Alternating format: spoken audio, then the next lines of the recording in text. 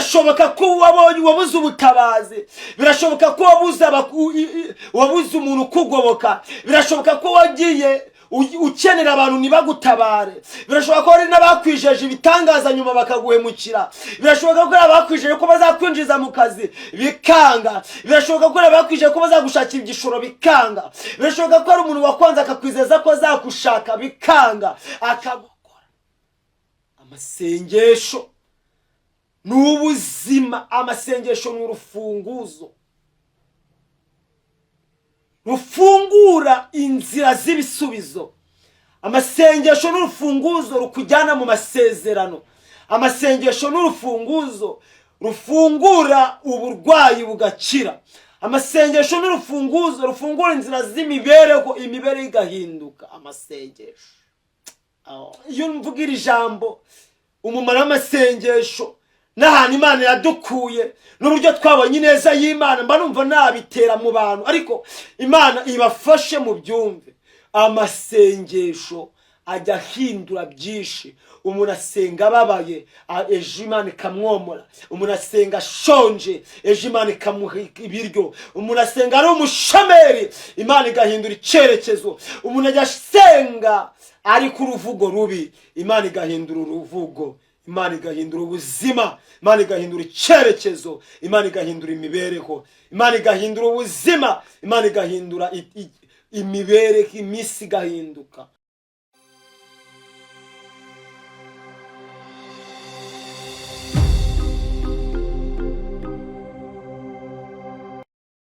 Haleluya, Yesu nashimwe.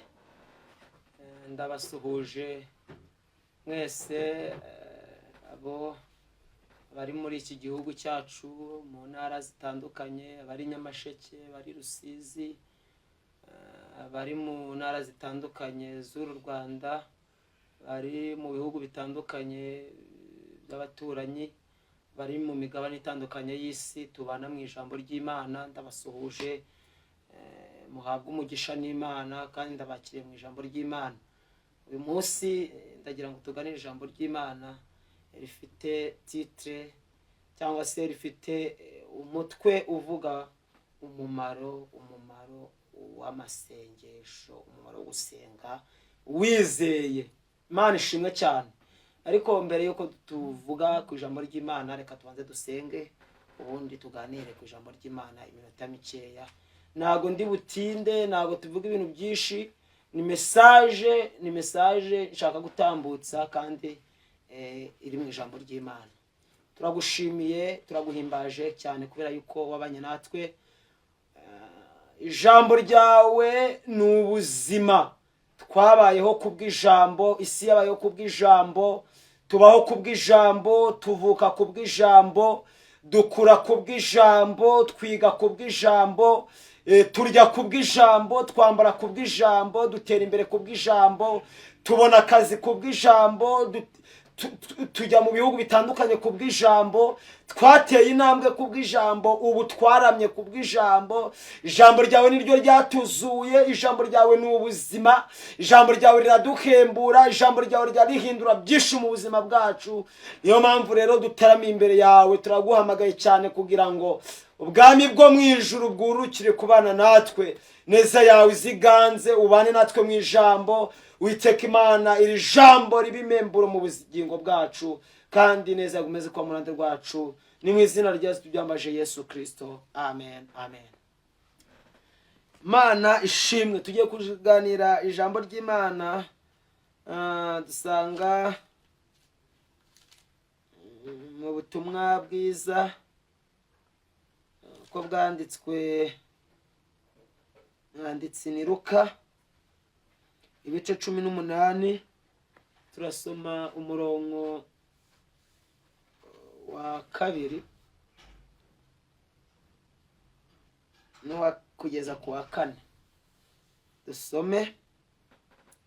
Hariho umucamanza mu mudugudu umwe utubaha Imana niyite no ku bantu. Muri uwo mudugudu harimo umupfakazi. Aramusanga, aramubwira ati, ndengera ku mwanzi wanjye. amara iminsi atemera, ariko aho ageze aribwira ati nubwo nubaha Imana ninite no ku bantu. ariko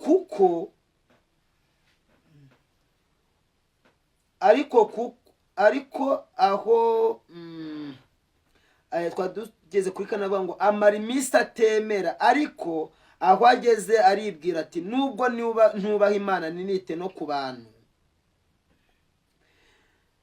ariko uko uyu mupfakazi anduhije, ndamurengera ngo adahora azi iminsi yose andushya. Twongeye dusubiremo. Hari ku umucamanza mu mudugudu umwe utubaha Imana niyite ku bantu. Muri uwo mudugudu harimo umupfakazi, aramusanga aramubwira ati ndengera ku mwanzi wanjye. Amara iminsi atemera, ariko aho ageze aribwira ati nubwo nubaha Imana sinite ku bantu, ariko kuko uyu mupfakazi anduhije ndamurengera kugira ngo adahora azi iminsi yose andushya. Mwakire neza ijambo ry'Imana. Iri jambo ni ijambo rikomeye ngira ngo tuganireho. Rifite intego ivuga ngo amasengesho afite kwizera. Amasengesho afite kwizera. Dukwiriye gusenga Imana, ugasenga wizeye, ugasenga Imana ariko unizeye yuko iyo uri gusenga ifite ubushobozi bwo gukemura ikibazo cyose ufite. Ugomba gusenga Imana wizeye yuko Imana uri imbere ifite ubushobozi bwo kuguhindurira ubuzima. Ari Imana ifite ubushobozi bwo guhindura ubuzima bwawe bugahinduka.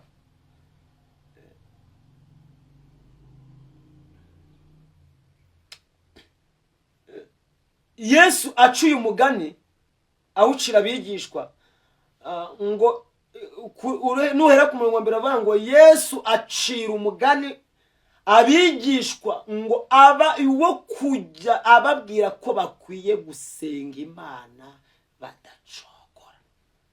Amasengesho ni ubuzima. Amasengesho ni urufunguzo rufungura inzira z'ibisubizo. Amasengesho ni urufunguzo rukujyana mu masezerano. Amasengesho ni urufunguzo rufungura uburwayi bugakira. Amasengesho ni urufunguzo rufungura inzira z'imibereho, imibereho igahinduka. Amasengesho. Igihe kimwe Yosefu amaze gupfa, ngo ubwoko bw'Abisirayeli bamara igihe kinini hafi imyaka 80 ngo bijujuta, kuko bari batangiye kubakoresha imirimo y'uburetwa, ariko bakijujuta bakarira bakanika, ariko nibasenge. Igihe kimwe baza kwibuka isezerano,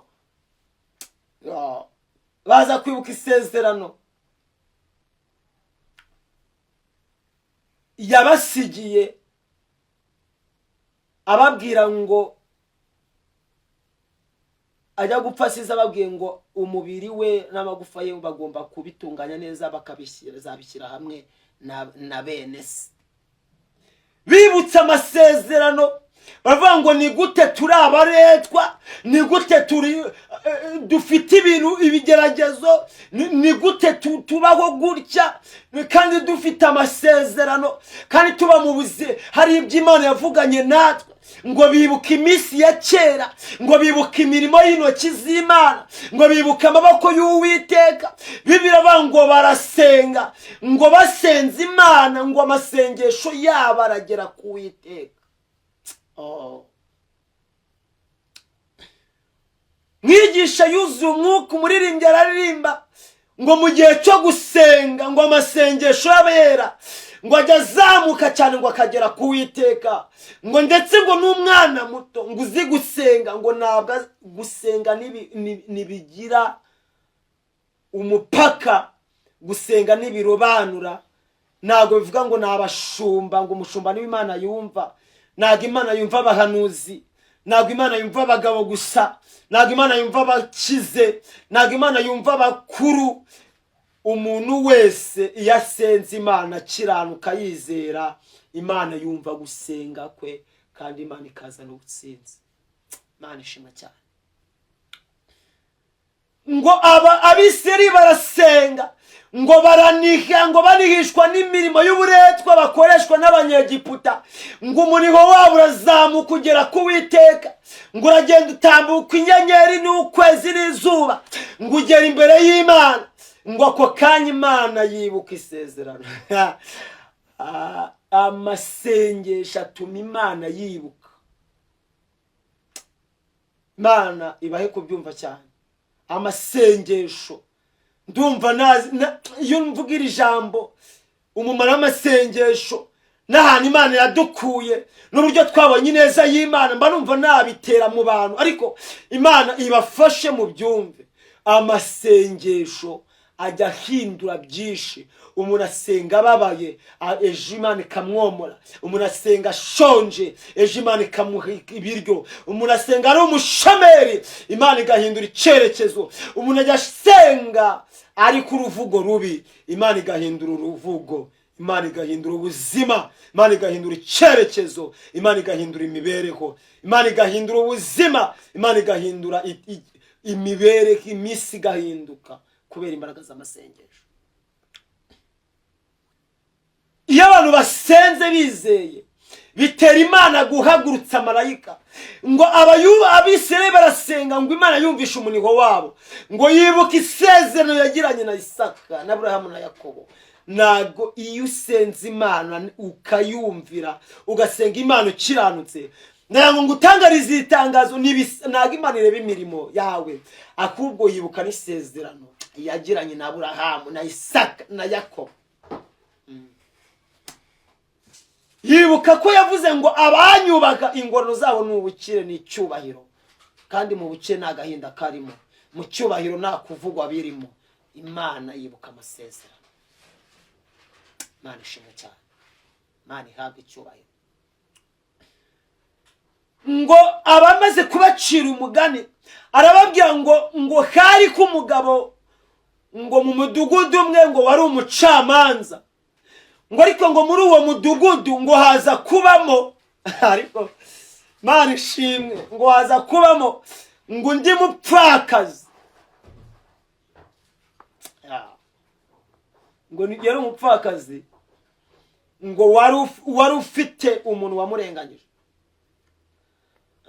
Ntago Bibiliya dusobanurira uwo muntu uwo ari we, nimba ari umugabo wamurenganyije, nimba ari umubyeyi wari wamurenganyije, nimba ari umurokore wari wamurenganyije. Ntago Bibiliya dusobanurira nimba yari yamwambuye, nimba yari we wamwiciye umugabo, kuko Bibiliya isobanura ivuga ko yari umupfakazi.